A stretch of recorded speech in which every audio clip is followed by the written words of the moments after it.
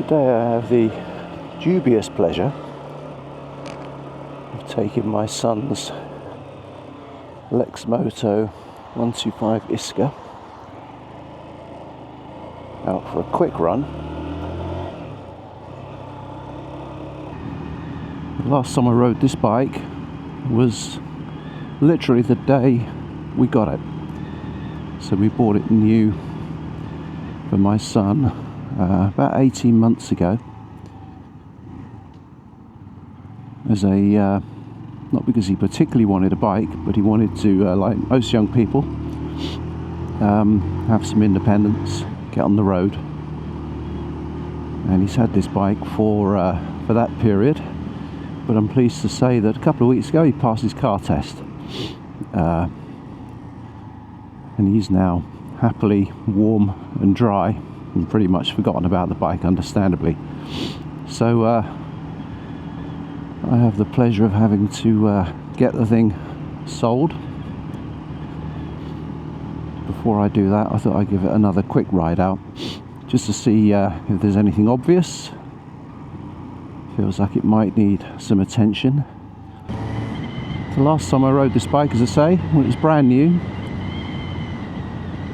and I was actually quite shocked at just how underpowered little 125s are nowadays, having ridden just obviously larger motorcycles for many years. And when I was riding smaller bikes back when I was 17, admittedly a 250, there was no restrictions in place at that point, power engine restrictions, and it was quite different. Comfortable at 45, 50. I think Joseph reckons he can get 60 odd out of it. I think that would be a push with me on here. Feels pretty much the same as it did when I rode it when it was new.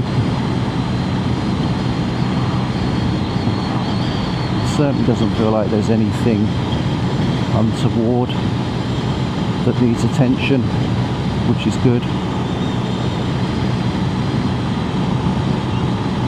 But the bike is filthy. It's true to say it hasn't been particularly well looked after. I've kept the chain adjusted and oiled,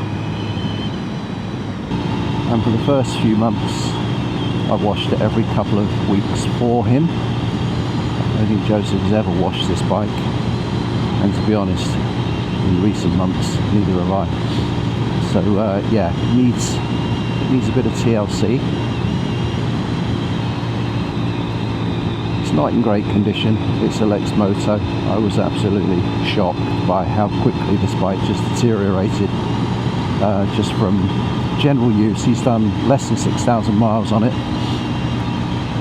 and honestly it looks like a bike that's done 106,000 miles. The build quality,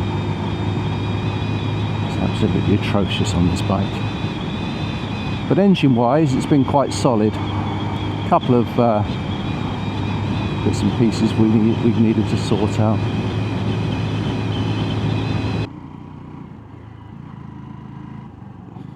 This thing is so light, it's like riding a push bike.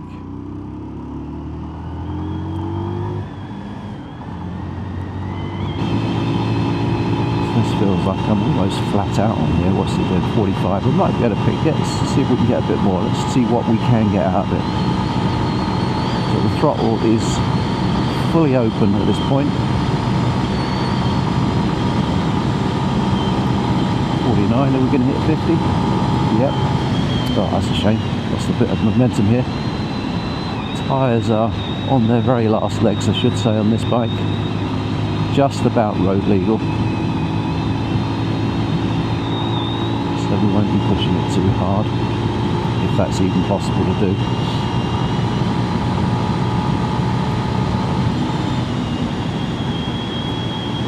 Anyway, engine wise it feels pretty sound.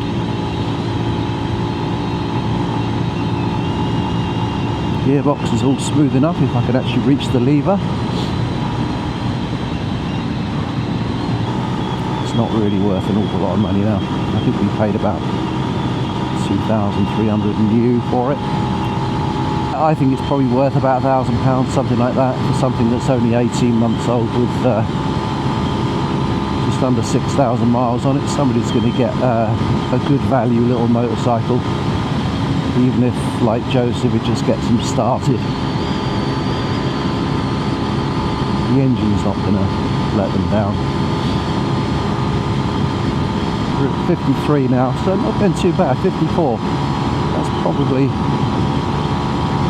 as much as I'm going to get out of this. I think I'm probably a couple of stone heavier than Joseph, at least. Probably more than that. I'm probably flattering myself there. Try about 4 stone heavier than Joseph. So if I'm getting 54, yeah, I dare say you can get 60 just over from it. I would assume though, because these are restricted nowadays, that, you know, that 125 engine is capable of a lot more than what the restriction will allow you to do, so it's never really putting the thing under any strain unless you completely rev the nuts off of it on your way there through the gears. There is something quite nice about small, low-powered, lightweight motorcycles. Real change from my 1200 BMW. It's a different kind of riding. It's less complicated. It's more fun. There's a lot of people just like to bat about on a little 125.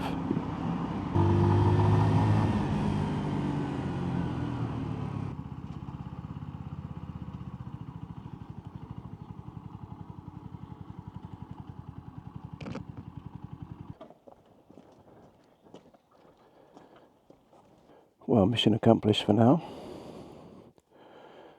Had a little run, all seems okay. Now to clean it.